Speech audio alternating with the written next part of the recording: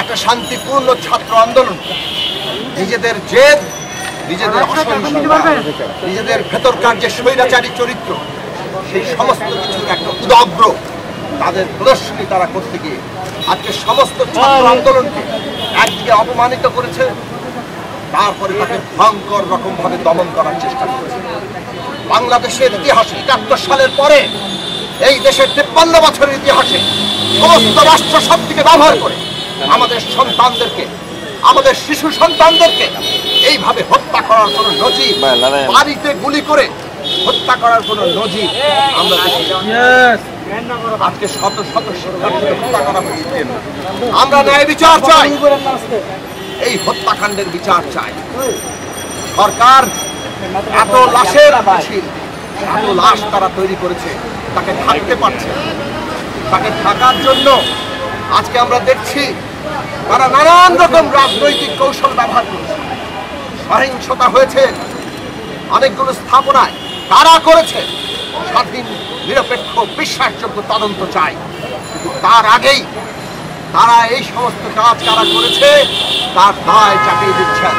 সমস্ত দোষ তারা আন্দোলনকারীদের উপর দিয়েছেন, বিরোধী দলের উপর দিয়েছেন।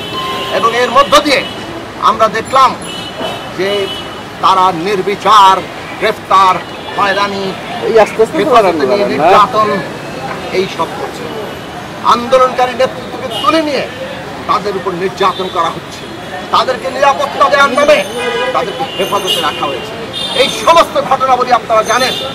আজকে আমরা দেখছি সরকার একদিকে বলে যে এই কাজ জামাত শিবির করেছে, তাদেরকে নিষিদ্ধ করতে হবে। অন্যদিকে আমরা দেখি তারা যে হাজার হাজার শিক্ষার্থীদের গ্রেফতার করছে, তার ৮৭ থেকে ৯০% কোনো রাজনৈতিক পরিচয় নেই। কাজেই এই রাজনৈতিক পরিচয়হীন শিক্ষার্থীদের গ্রেফতার করছেন, আর অন্যদিকে বলছেন জামাত শিবির এটা করেছে। বন্ধুগণ, সরকারের প্রতারণা আজকে পরিষ্কার। তারা সমস্ত আন্দোলনকে ধ্বংস করতে চায়। সমস্ত আন্দোলনকে ধ্বংস করার জন্য আজকে সহিংসতার দায় চাপিয়ে যেভাবে তারা অতীতে করেছে, সেইভাবেই তারা আজকে এই আন্দোলনকে ধ্বংস করতে চায়। আমরা ন্যায় বিচার চাই, হত্যাকাণ্ডের বিচার চাই। সমস্ত গ্রেফতারকৃতদের মুক্তি দিতে হবে, সমস্ত মামলা প্রত্যাহার করতে হবে এবং এই শিক্ষার্থীদের দাবি তা মেনে নিতে হবে। আপনাদের সবাইকে ধন্যবাদ। সবাই জানেন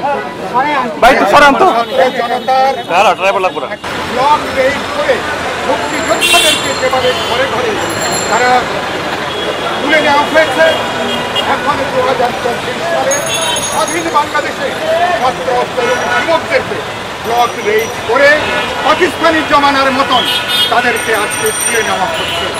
ফলে আমরা এই ঘটনার তীব্র নিন্দা জানাই, আমরা প্রতিবাদ জানাই এবং আমরা পরিষ্কার করে বলতে চাই যে আসলে সরকার ইতিমধ্যে দেশের মানুষ এই গণজাগরণ গণঅভ্যুত্থানের মধ্য দিয়ে এই দুরাচারী সরকারকে, যাদের হাতে ছাত্র তরুণ শিশুদের রক্তে রঞ্জিত, ইতিমধ্যেই দেশের মানুষ ছাত্র তরুণরা সরকারকে তারা গুড বাই তারা জানিয়ে দিয়েছে। এখন সরকার টিকে আছে কেবলমাত্র প্রশাসনের উপরে তারা নির্ভর করে। সরকারের ভাগ্য এখন একটা চিকন সুতার উপরে। এখন জনগণ, অভিভাবক, শিক্ষকরা, সমগ্র জনগণ আজকে একটা ঐক্য জোট আজকে তারা গড়ে তুলেছে। মানুষের পুঞ্জীভূত ক্ষোভ তাহলে এই সরকারকে ক্ষমতা থেকে টেনে নামাতে মানুষ বাধ্য করবে। শেষে যে কথা বলতে চাই, সরকার এই হত্যাকাণ্ডকে আড়াল করতে তারা আজকে দেশের বিরুদ্ধে, জনগণের বিরুদ্ধে এক ধরনের যুদ্ধ ঘোষণা করেছে। এটাকে আড়াল করতে চেয়ে তারা এখন স্টেপ গড হিসাবে, বলির পাঠা হিসাবে বিএনপি জামাত শিবিরের বিরুদ্ধে অপপ্রচার শুরু করেছে।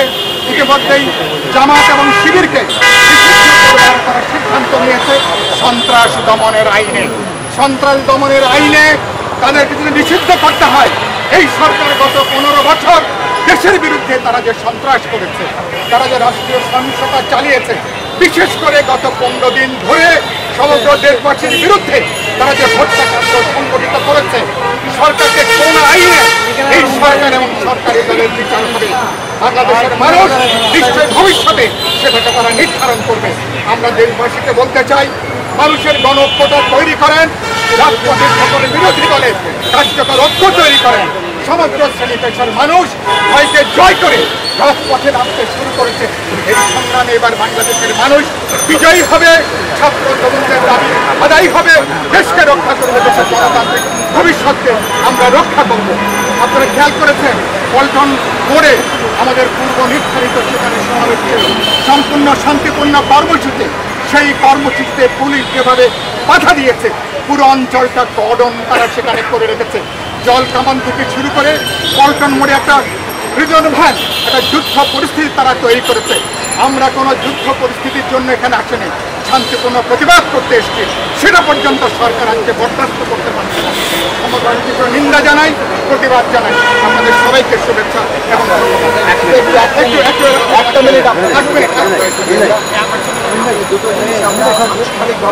আমাদের একটা এই শিক্ষার্থীদের হত্যা মামলাদের বিচার চেয়ে একটা বলেছিলাম। আজকে পুলিশ কোন রকম মানে ন্যূনতম একটা আইন কানুনের ধার না ফেলে তারা যেভাবে এলাকা কর্ম করে আমাদের মাইকে একটা আগ্রাসী ভূমিকার মধ্যে দিয়ে আমাদের সমাবেশ বন্ধ করার চেষ্টা করছে, আমরা তার তীব্র নিন্দা জানাই।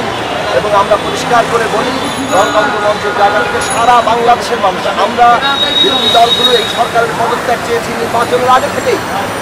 আর আজকে বাংলার ঘরে ঘরে এই সরকারের পদত্যাগে ধ্বনি উঠেছে। এই লড়াইটা আমাদের চালাতে হবে, বাংলাদেশের মানুষ লড়াই চালাবে, সেটাই সামনে আমাদের এখানে উপস্থিত আছেন জাতীয় সমাজতান্ত্রিক দল জেএসডি, ডক্টর আবুল ইউসুফ সেলিম ভাসানী অনুসারী পরিষদের ইদারুল ভুইয়া রাষ্ট্র সংস্কার আন্দোলনের অর্থ সমন্বয়ক। এখানে একেবারে এক মিনিট করে আজকের আমাদের শান্তিপূর্ণ সমাবেশ করার কথা ছিল। এই সরকারের পেটোয়া বাহিনী যেভাবে বাধা দিয়েছে, আমরা তার তীব্র নিন্দা ও প্রতিবাদ জানাই এবং সকল কিছু ঘটনার জন্য সরকার দায়ী, তাদের উপযুক্ত তদন্তের মাধ্যমে বিচার করতে হবে। সবাইকে ধন্যবাদ। আমি জানাচ্ছি যে আমরা আমাদের যৌক্তিক দাবি দেওয়া নিয়ে এইভাবে আমরা কতদিন রাস্তায় দাঁড়াবো, আর কেন আমাদের রাস্তায় দাঁড়াতে হবে? সাধারণ শিক্ষার্থীদের তাদের যৌক্তিক দাবি নিয়ে রাস্তায় দাঁড়িয়েছিল। সরকার সেটা কোটা পূরণ করেছে, সংস্কার করেছে বলছে। পাশাপাশি সরকারের ভূমিকা আপনারা দেখেছেন।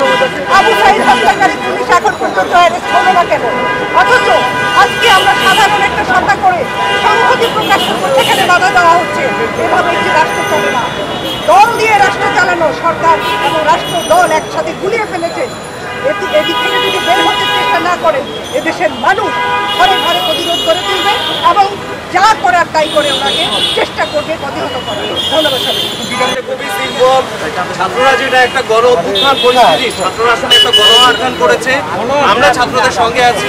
সরকার যতই এখানে বলুক যে এখানে দুষ্কৃতিকারীরা, এখানে বিভিন্ন অন্য অনুপ্রবেশকারীরা করছে, বাংলাদেশের প্রত্যেকটা জনগণ জানে যে এই যে নাশকতা বলা হচ্ছে, যেটা হত্যাকাণ্ড যেটা করা হচ্ছে, এটা কারা করেছে, এটা বাংলাদেশের জনগণ সবাই জানে। আজকে প্রত্যেকটা বাসায়, আমরা আগে রাজপথে বলতাম, আজকে বাসায় বাসায় এই সরকারের পদত্যাগের জন্য দোয়া করছে মানুষ। এটাই হচ্ছে পরিস্থিতি। আগামী দিনে আমরা এই ছাত্রদের আন্দোলনের সঙ্গে আছি এবং আমরা এটা শের দেখেই ছাড়বো।